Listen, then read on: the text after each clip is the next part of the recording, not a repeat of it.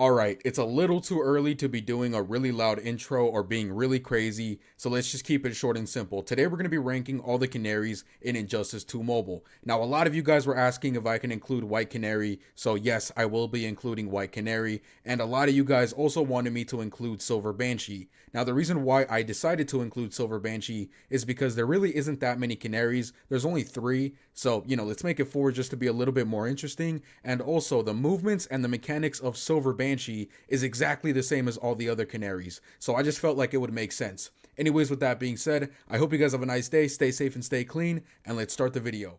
Starting off our list, coming in at number 4 is going to be Sonic Black Canary. This character very easily has one of the worst passives in the entire game. So what it does is whenever you use her special 1, she's going to make it so that the opponent can't block for 4 seconds. There's a lot of things wrong with this passive. First of all, it only lasts for 4 seconds, and with 4 seconds, you're really not going to be able to do much. You're not even going to be able to finish a combo. Also, no matter what character you use, after using your special ability, it is not a good idea to go for an attack, because even if you make it so that the opponent can't block, chances are when you go for the attack, the AI is just going to jump over you. And because of the way that the game works, because of the mechanics, if the AI jumps over your attack, their attack is going to counter yours. Another really bad thing about this passive is that it only works for her special 1, so if you want to use her special 2 and her special 3, it's not going to trigger the passive. And unfortunately, this character gets even worse when we go look at her special ability, because none of her special abilities have any buffs or effects,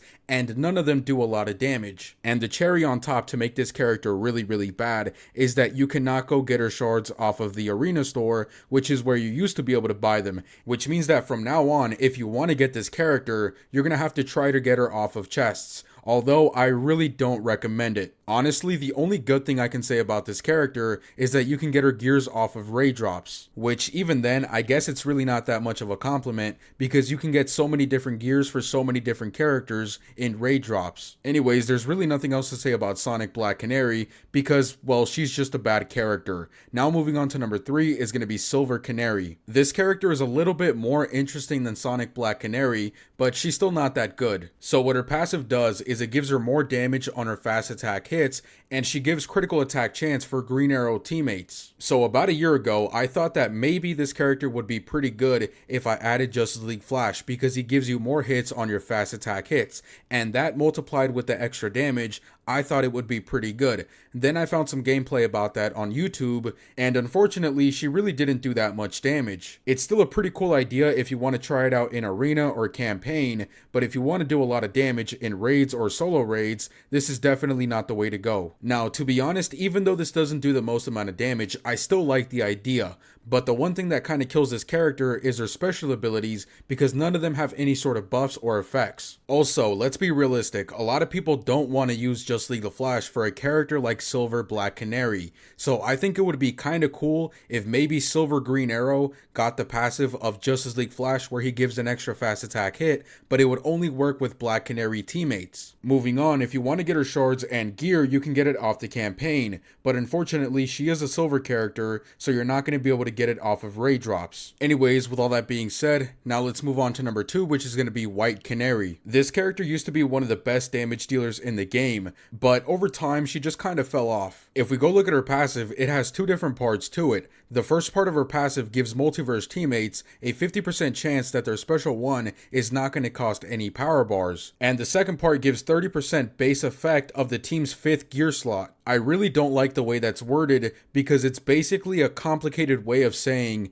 that she gives her entire team extra critical attack chance, because your 5th gear slot has critical attack chance as the base effect. And if we go look at her special abilities, only her special 3 has an effect, and that's disabling the opponent's special abilities. And her special 3 was also the special ability that people used to be doing a lot of damage with this character. Moving on, if you want to get shards for White Canary, you can get it off of the arena seasons, but unfortunately her gear is not in the arena store. But you can get her gears off of raid drops, but not her shards off of raid drops. And this kind of goes without saying, but if you want to make White Canary a really good character, you definitely want to have the other multiverse teammates like Multiverse Multiverse of Flash and Multiverse Armored Supergirl. Although, to be honest, if you already have Multiverse Armored Supergirl, there's really no point in using this character unless you want to use her for fun. And if you don't have Multiverse Armored Supergirl, you definitely want to get Multiverse of Flash and maybe a tanky character like Multiverse Regular Supergirl. Either which way you go, it's still a really good thing that Multiverse White Canary is a multiverse character, so she can get a lot of different buffs from a lot of different characters. Anyways, now moving on to number 1 is going to be Silver Banshee. Alright, so first of all, I'm going to get the obvious out of the way. Silver Banshee is definitely better than all the other characters on this list, especially in terms of damage. And even if we include every single character in Injustice 2 Mobile, Silver Banshee is still a really good damage dealer. And it wasn't too long ago when Silver Banshee was the damage queen. But recently, ever since solo raids came out, a lot of people have been focusing on characters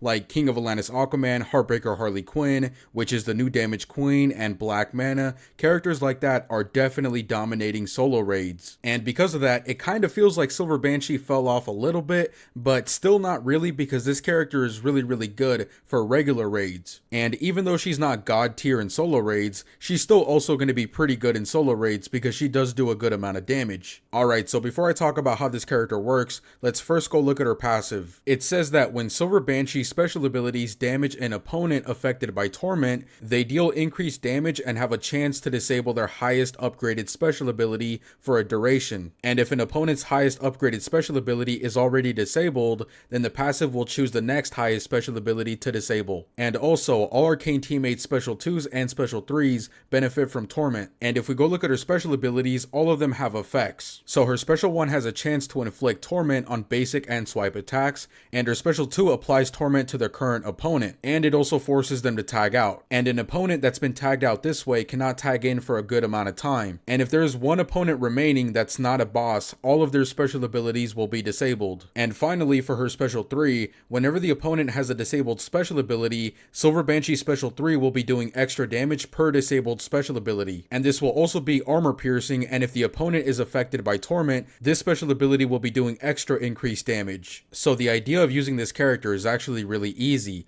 A lot of people like to first use your special 2, and then you can keep spamming special 1s until the opponent's special abilities are all disabled. And once you do that, you tag in your combo builder, you build up a combo, and then tag back in Silver Banshee and use a special 3. This is kind of the complicated way of using Silver Banshee. What a lot of people like to do nowadays is they grab characters like Predator Batman and they use their special abilities that disable the opponent's special abilities, so that way you don't have to keep spamming special 1s with Silver Banshee. And then of course, once you disable the opponent's special abilities, you want to build up a really quick combo and then tag in Silver Banshee and use her special 3. Whichever method you choose, you're going to be doing a lot of damage anyways. But the one gameplay that I saw that was really interesting with Silver Banshee is when somebody paired her up with White Canary. And like I said earlier, White Canary's special 3 disables the opponent's special abilities. I'm not entirely sure how it worked, but basically they used these characters in P3, and I believe they had the Mega Rod artifact. And what happened was, instead of cornering your opponent all the way to the right, you would corner yourself to the left where the power drain hazard is at.